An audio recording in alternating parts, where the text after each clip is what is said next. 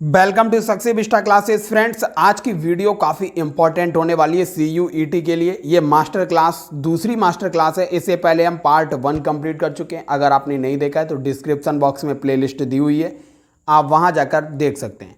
तो फ्रेंड्स, हमारा टारगेट केवल एक ही है, आप जनरल टेस्ट में 250 मार्क्स गेन करें।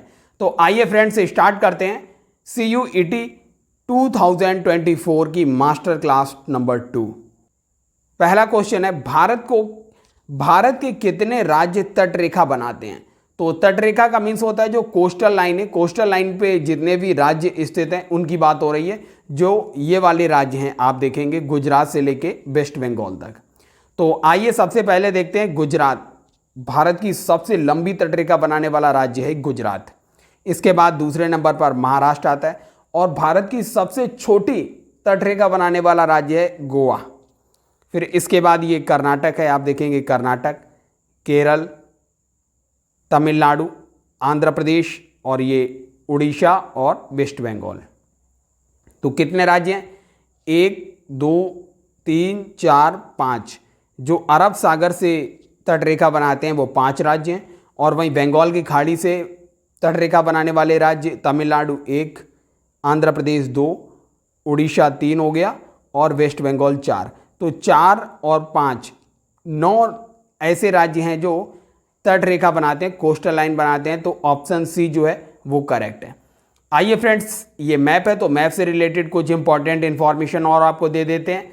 तो सबसे पहले देखिए, आप अभी जो मैप बना हुआ है वो इस तरीके से है। ये लद्दाख है, ये हमारा कश्मीर है, और आप देखेंगे ईस्टर्न जो स्टेट है इंडिया का वो अरुणाचल प्रदेश है। वहीं वेस्टर्न स्टेट जो है आप देखेंगे वेस्टर्न स्टेट में आता है गुजरात, और सदर्न सबसे साउथ में जो स्टेट है वो आप देखेंगे वो है तमिलनाडु। और सबसे साउथ का पॉइंट है, इसे इंदिरा पॉइंट कहते हैं।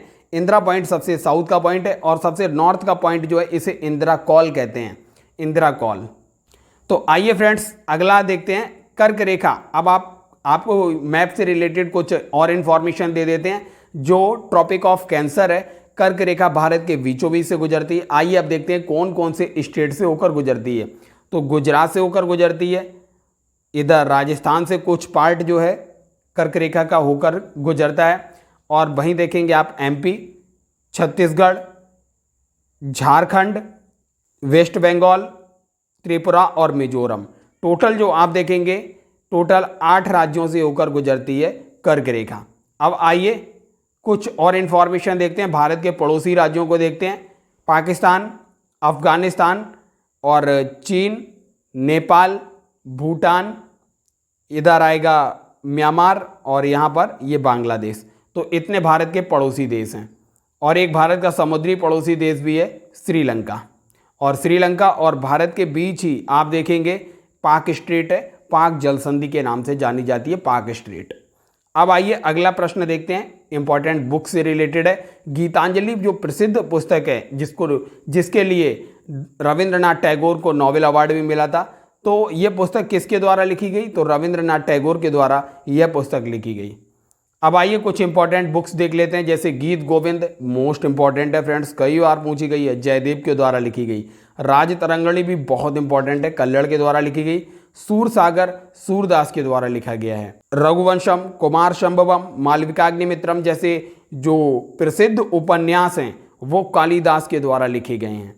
और भारत भारती मैथिली शरण गुप्त का काफ़ी प्रसिद्ध पुस्तक है। और मुद्रा राक्षस विशाख दत्त के द्वारा लिखी गई है। और डिवाइन लाइफ जो है शिवानंद के द्वारा लिखी गई है। और वहीं आप देखेंगे लाइफ डिवाइन अलग बुक है जो अरविंद घोष के द्वारा लिखी गई है, वहीं डिवाइन लाइफ जो है वो शिवानंद के द्वारा लिखी गई है। दोनों में डिफरेंस याद रखिए। अब आइए अगला इंपॉर्टेंट क्वेश्चन देखते हैं, विटिकल्चर किसके उत्पादन से संबंधित है? ये एग्रीकल्चर सेक्टर की शाखाएं हैं। विटिकल्चर जो है अंगूर से संबंधित है, अंगूर के उत्पादन से रिलेटेड जो है उसे कहते हैं विटिकल्चर। अब आइए इंपॉर्टेंट देख लेते हैं, जैसे रेशम कीट पालन जो है इसको सेरीकल्चर के नाम से जानते हैं, मधुमक्खी पालन को एपीकल्चर के नाम से जानते हैं, मत्स्य पालन को पिसीकल्चर के नाम से जानते हैं, वहीं फूलों की जो उत्पादन होता है उसको फ्लोरिकल्चर के नाम से जानते हैं। बेसिकली आप ट्रिक है याद रख सकते हैं, जैसे फूल फ्लावर कहते हैं तो फ्लोरिकल्चर। अंगूर की खेती को विटीकल्चर।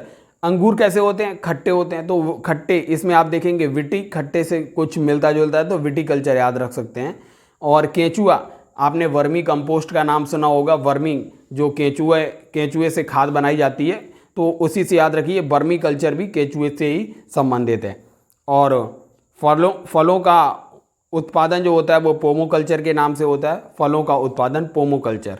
और वहीं आप देखेंगे सब्जियों का उत्पादन होता है ओलेरीकल्चर। बागवानी को हॉर्टिकल्चर के नाम से कहते हैं, बागवानी को हॉर्टिकल्चर। हवा में जो पौधे उगाए जाते हैं, तो हवा का मतलब एयर, तो एयरोपोल्ट्रिक जो बोलते हैं वो हवा में पौधे उगाने की जो पद्धति है उसको कहते हैं। और जो पानी में पौधे उगाने की तरीका है, पानी मतलब हाइड्रो, तो हाइड्रोपोनिक्स जो होता है वो पानी में पौधे उगाने का तरीका है। और वहीं झाड़ियों की कृषि को कहते हैं आरवारीकल्चर। आरवारीकल्चर का मीन्स जो झाड़ियों की कृषि होती है उसको कहते हैं। इतने इंपॉर्टेंट एग्रीकल्चर की ब्रांचेस हैं। आइए एक बार और देखते हैं। सेरीकल्चर रेशम कीट पालन, एपीकल्चर मधुमक्खी पालन, पिसीकल्चर मत्स्य पालन, और फूलों के उत्पादन को फ्लोरिकल्चर, अंगूर की खेती को विटीकल्चर, केचुए की खेती को वर्मीकल्चर, फलों की खेती को पोमोकल्चर, और सब्जियों के उत्पादन को ओलेरीकल्चर। वहीं बागवानी को कहते हैं हॉर्टिकल्चर, और हवा में पौधे को उगाना एरोपोल्टिक, पानी में पौधों को उगाना हाइड्रोपोनिक्स, और वहीं आप देखेंगे झाड़ियों में कृषि करना आरवारीकल्चर के नाम से जाना जाता है। तो फ्रेंड्स, ये वीडियो आपको कैसी लगी? इस वीडियो को ज़्यादा से ज़्यादा शेयर कीजिए और सक्सेस विस्टा क्लासेस की हेल्प कीजिए। ज़्यादा से ज़्यादा अच्छा कंटेंट आपको सक्सेस विस्टा क्लासेस प्रोवाइड कर रहा है, तो इस वीडियो को ज़्यादा से ज़्यादा CUET के स्टूडेंट्स तक पहुंचाइए और चैनल को सब्सक्राइब करते रहिए और वीडियो को लाइक एंड शेयर करते रहिए। Thank you.